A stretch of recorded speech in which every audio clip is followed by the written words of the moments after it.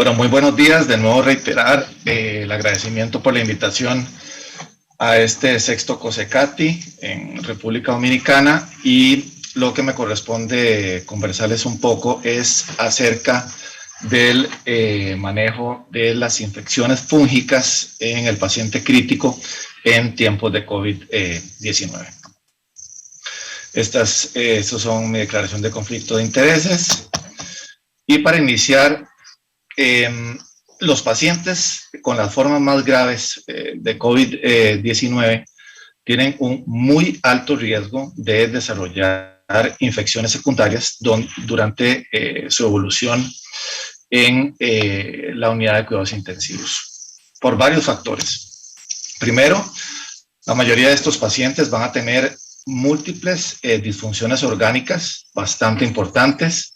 distrés respiratorio con necesidad de ventilación mecánica invasiva, estado de shock en diferentes formas. Muchísimos de ellos van a desarrollar lesión renal aguda que va a requerir diferentes formas de terapia de sustitución renal, y algunos de ellos terapia de soporte extracorpóreo en ECMO y muchas otras. Esto asociado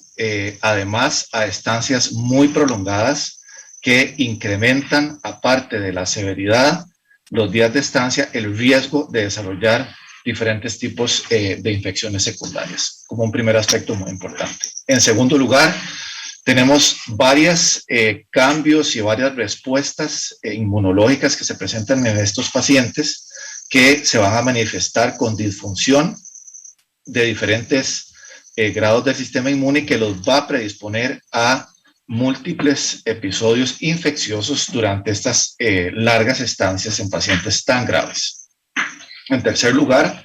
y no menos importante, el uso de esteroides, principalmente de dexametasona, que también juega un papel en algunas infecciones secundarias, y otras terapias inmunomoduladoras que se han utilizado en diferentes momentos durante la evolución de la pandemia.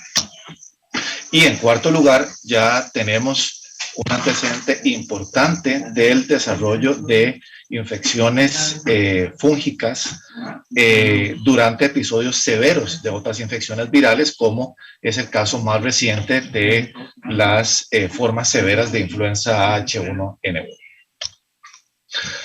Entonces, juega un papel muy importante la respuesta inmunológica también, con diferentes niveles de expresión y de actividad de diferentes interleuquinas, así como también el agotamiento de la respuesta y el número de los linfocitos, que, como mencioné anteriormente en el segundo punto, va a facilitar y promover con todos los otros factores de riesgo el desarrollo de infecciones secundarias, y particularmente, que es importante también, en el desarrollo de infecciones fúngicas, como vamos a discutir un poco más adelante. ¿Y cuál es el impacto en general de estas infecciones secundarias que se desarrollan en estos pacientes? Esta serie de pacientes de un grupo en Brasil ve cómo los pacientes definitivamente con mayor severidad en ventilación mecánica, y aquellos que van a desarrollar una infección secundaria durante su evolución en la terapia intensiva con estas formas graves de COVID-19, tienen claramente un riesgo muchísimo más alto de morir durante su estancia en cuidado intensivo. Entonces, no solo hay múltiples factores de riesgo para desarrollar estas infecciones secundarias, sino que el impacto en la mortalidad es muy importante, y por ende su detección y diagnóstico oportuno es tremendamente vital para mejorar el pronóstico de estos pacientes. A grosso modo, ¿cuáles son las infecciones fúngicas más frecuentes o más importantes? Dependiendo de la zona en la que uno ve reportes de algunos tipos de infecciones más frecuentes que otros, pero básicamente nos vamos a enfocar en discutir las que globalmente son más frecuentes, que son, por un lado, la aspergilosis pulmonar de los pacientes con COVID-19, o CAPA por sus iniciales en inglés, y en segundo lugar la candidemia. Están descritas otra serie de infecciones secundarias por hongos, como la mucormicosis, histoplasmosis y otras más, en las cuales no voy a detallar en este momento. En primer lugar, con respecto a la aspergilosis pulmonar asociada al COVID-19, es importante ver y determinar que en los últimos años se ha hecho más frecuente que el diagnóstico de la aspergilosis invasiva se hace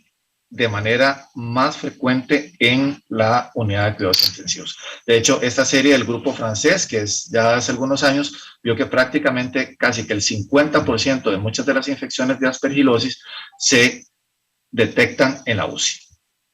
Ahora, ese perfil de evolución de los pacientes, de los grupos de riesgo, ha venido cambiando en el tiempo, donde a principios del 2000 ya se había hecho muchísimo más frecuente el reconocimiento de esta enfermedad, no solo en pacientes neutropénicos, sino no neutropénicos, el influenza, y ahora más recientemente probablemente el papel que juega el COVID-19 como un factor de riesgo probable importante para desarrollar aspergilosis pulmonar. Entonces, hemos visto cómo ha aparecido y nos hemos planteado la posibilidad de que en el grupo de alto riesgo, para desarrollar enfermedad fúngica invasiva, en este caso aspergilosis, probablemente se encuentra el COVID-19 sumado a los otros grupos que ya conocemos. Ahora, en el antecedente propiamente de la infección viral, ya teníamos más o menos establecido que en formas severas de influenza H1N1, más o menos la incidencia promedio de aspergilosis pulmonar es cercana al 20%, con una aparición usualmente temprana en los primeros días de ingreso a la terapia intensiva, con criterios ya relativamente importantes para caracterizar y diagnosticar la traqueobronquitis en estos pacientes o la forma invasiva a nivel del tejido pulmonar. Ahora, ¿qué con respecto ahora a la incidencia en COVID-19? Bueno, ahí es una de las primeras situaciones donde ha sido difícil caracterizar y definir bien la enfermedad, en el sentido de que los reportes de incidencia son muy variables, que esto puede verse a una serie de circunstancias geográficas, de capacidad diagnóstica, de detección, etcétera. Pero lo cierto es que la incidencia va desde un 4% en algunas series hasta un 35% en otras, que va a generar un diagnóstico heterogéneo en las diferentes unidades de terapia intensiva en diferentes lugares. Por ejemplo, uno de los reportes de este grupo alemán, publicado en abril del 2020, tenía una incidencia promedio del 26%. El asunto que genera además un poco de dificultad es que no todos habían sido los mismos procesos diagnósticos y no todos, desgraciadamente, había la posibilidad de hacer el lavado bronquialveolar por la limitación de no exponer al personal de salud a los aerosoles generados por la utilización de la broncoscopía. Entonces, esto nos lleva a algunas dudas en este sentido. Por ejemplo, en esta otra serie del grupo de Van Arkel, vemos que los pacientes que se les logró hacer el diagnóstico por lavado broncoalveolar era más o menos de un 17%, teniéndose un impacto en la mortalidad, pero desgraciadamente el estudio diagnóstico, que es el gold standard, no se podía realizar por estas limitaciones que hemos mencionado, y la incidencia global en ese grupo de pacientes analizado fue del 24%, o sea, relativamente frecuente. Ahora, ¿cuál es el impacto de la enfermedad? Porque sí, claramente, aunque tenemos una incidencia variable, pues sí parece en cierta forma existir una asociación importante, pero si esta presencia del aspergillus y este diagnóstico se asocia a un exceso de mortalidad. Bueno, esta serie publicada hace unas semanas de 823 pacientes vio que había una incidencia global de capa de un 10 a un 15%, con una mortalidad más o menos asociada de hasta un 43 a un 52%. O sea, sí pareciera, por otro lado, la presencia diagnóstica del hongo tener un impacto importante en la sobrevida de los pacientes con esta forma de COVID-19. Ahora, ¿qué elementos entonces tenemos para lograr un diagnóstico apropiado de la enfermedad en este contexto, con estas limitaciones que hemos venido mencionando? En primer lugar, el antígeno de galactomanano en el lavado broncoalveolar es el estándar diagnóstico para ayudar en determinar, digamos, de manera objetiva el diagnóstico, que de esta publicación del grupo de Merzelman ya de hace algún tiempo, donde eran pacientes no solo propiamente de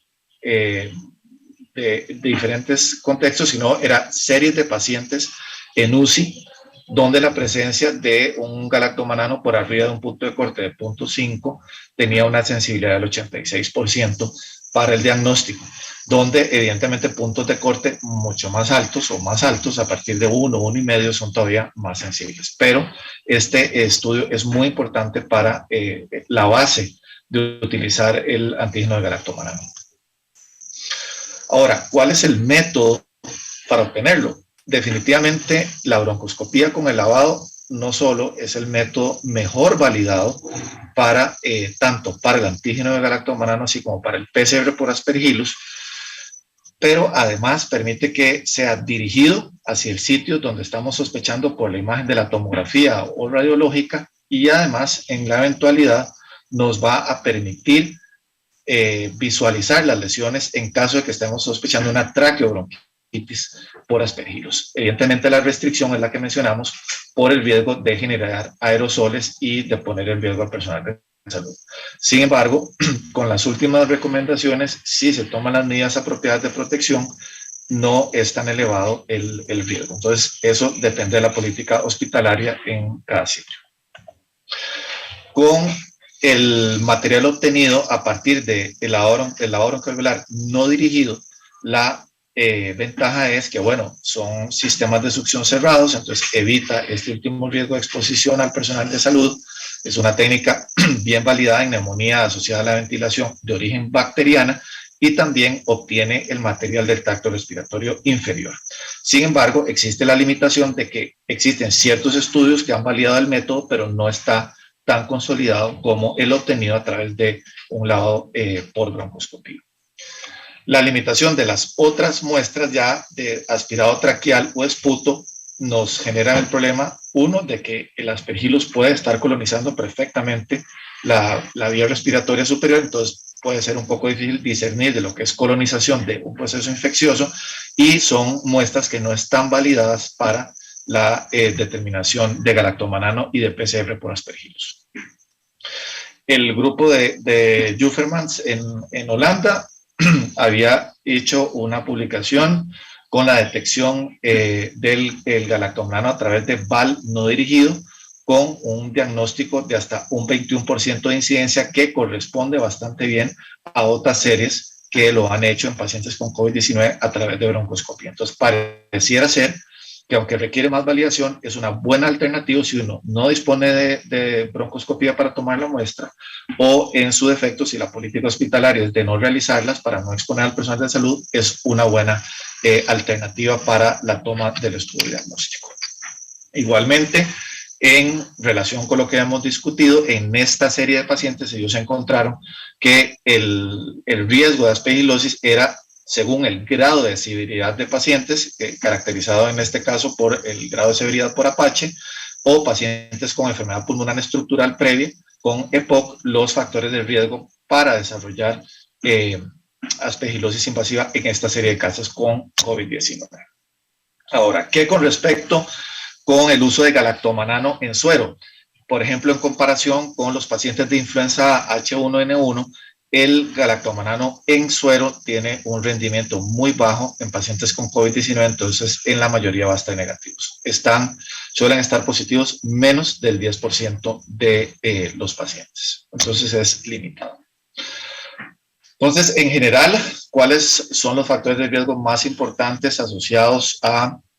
la aspergilosis pulmonar? Entonces, uno, la lesión pulmonar directa en la vía respiratoria a nivel parenquimatoso, desarrollada por la infección viral en las formas más severas de la enfermedad.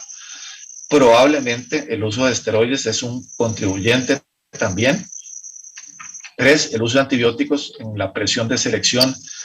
para el crecimiento de hongos, y además la existencia ya de comorbilidades, sobre todo una enfermedad pulmonar estructural previa, es otro factor importante. El último consenso publicado hace poco en cuanto a tratar de aclarar y definir de manera más clara el diagnóstico. Entonces, pacientes con infección por SARS en la UCI, con distrés respiratorio, con la presencia de ciertas manifestaciones clínicas, imágenes, acompañado de el diagnóstico microbiológico de cultivo galactomanano o PCR obtenido a través de muestras por broncoscopía o lavado no dirigido para poder caracterizar al paciente como un CAPA posible, probable o probado. Con nosotros, la experiencia nuestra en los últimos meses, esto es por lo menos de marzo a octubre de este año, que hemos tenido casi 440 pacientes críticos en nuestro departamento de cuidado intensivo, donde lo que hemos logrado determinar son 9 casos, un 2% de los pacientes, y todos catalogados de momento como probables o posibles, básicamente diagnosticados por puntos de corte altos de galactomanano y PCRs positivos en las muestras, tanto algunos por broncoscopía, otros por lavado bronquial. Ahora, con respecto al impacto del tratamiento, entonces, no solo vemos que hay una incidencia relativamente importante, pareciera ser, aunque variable. 2, pareciera un impacto sobre la sobrevida en los pacientes que lo presentan, y pareciera que podría existir un impacto en el tratamiento de estos pacientes. Siguen habiendo muchas incertidumbres en cuanto a la claridad de la asociación con la enfermedad, que todavía está por probarse, pero pareciera ser que hay una base fuerte para por lo menos buscarlo y mejorar la objetividad diagnóstica, y en los casos que existe una alta sospecha y objetivizado por algún estudio diagnóstico, pues tratarlo por el posible impacto en una alta mortalidad. El tratamiento de elección en los pacientes donde sean sensitivos a los azoles y aspergilos, las 2 opciones de primera línea, voriconazol y isavuconazol; de segunda línea, anfoteresina liposomal; y en el caso de sospecha de resistencia, pues voriconazol con una equinocandina o isavuconazol con equinocandinas. Ok, con respecto a la candidemia asociada a COVID-19, entonces, en general, la candidemia sabemos que va a tener una mortalidad atribuible en los pacientes en general hasta de un 40%, dependiendo de las series, y en terapia intensiva por la severidad de las condiciones usualmente hasta de un 70%. Ha habido una tendencia a un aumento de infecciones por Candida no albicans, y sobre todo especies resistentes de Candida, sobre todo glaurata, y más recientemente la presencia de Candida auris en algunas unidades de cuidado intensivo.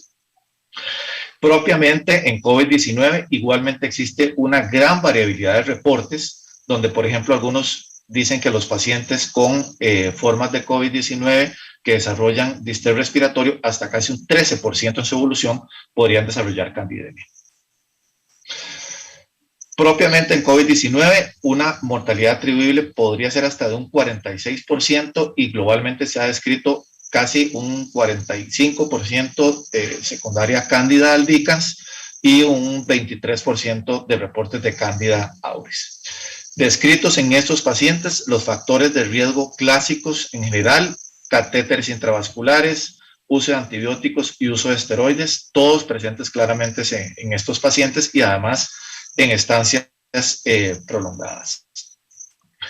Entonces, factores de riesgo clásicos: paciente grave y sobre todo con estancias prolongadas, que son clásicos de nuestros pacientes con formas severas de COVID; uso de antibióticos de amplio espectro, que sucede muy frecuentemente en estos; presencia de múltiples catéteres vasculares; necesidad de soporte renal; uso de esteroides; colonización de cándida en múltiples sitios, que de hecho recordemos que usualmente muchos de los pacientes en ventilación mecánica, hasta un 20% en las primeras 48 horas ya pueden estar colonizados por levaduras. Todo lo convierte en un factor de riesgo muy importante. Otro factor de riesgo descritos propiamente en los pacientes de COVID es el uso de ECMO, por ejemplo, por la necesidad de múltiples catéteres y de cánulas y necesidad prolongada. Usualmente estos pacientes en promedio van a durar de 6 a 8 semanas en ECMO, y el uso concomitante de esteroides. Puertas de entrada, catéteres, translocación, muchas veces por el efecto también del virus a nivel intestinal, y la colonización respiratoria, cuyo papel también es importante.